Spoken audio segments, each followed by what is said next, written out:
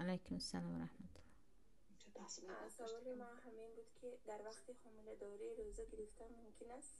در وقتی حامله داری به شما ضرر نکند اگر به خودتان به کودکتان باقی ندارد خواهرم. اگر گفتید که روزه گیرم از پا میافتم که بعضی خواهرها هم خیلی میگن من روزه گرفتم و بیهوش شدم چیز دیگر، اگر سلامتیتان بردارد روزه گیرید. روزه برعکس به حامله دارها فایده دارد. الحمدلله خواهرام من در 5 کودکم در یگان حامله داری روزه داری رو ترک نمیکنم، یعنی همیشه یگان بار ضرر هم نکرده است.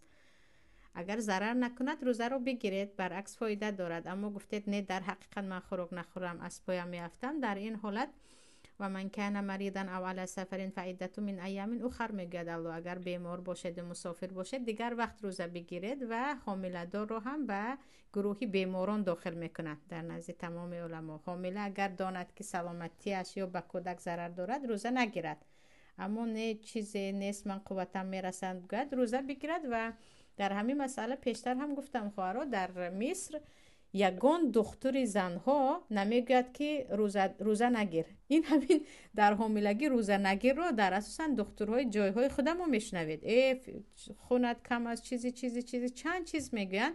سبحان الله در مصر یگان دختر نمیگوید که روزه نگیر به تو ضرر دارد، برعکس میگن اگر یک دارو یا ویتامین میخوری در وقت افطارت خور.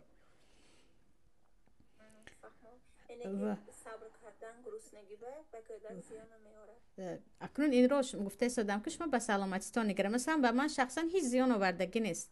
شاید که مثلا یک روز روزه دارید و حالتون بد شد در این وقت روزتون نخورید گناهگار نمیشوید، برای اینکه شما از طرفی شریعت برای شما رخصت هست که به خاطر حامله داری روزه نگیرید، اما گرفتید گناهگار نمیشوید. چرا گناهگار نمیشوید گفته استادم خواهر؟ در ما باز یک بافته دیگر داریم، آدمی حامله دار روزه گیرد گناهگار است، او رو خداوند لعنتش میکند، کودکش از او نمیدونم در شکم مادر چیزی میگوید. یک دنیا خرافات است که یگان تا این اساس ندارد. حامله به سلامتیش نگاه کرده، شرایط سلامتیش برداشت کند، طاقت داشته باشد روزه گیرد. اگر نگرفت اما گناهگار نمیشود به خاطر بیماری چیزی. سلامت باشید.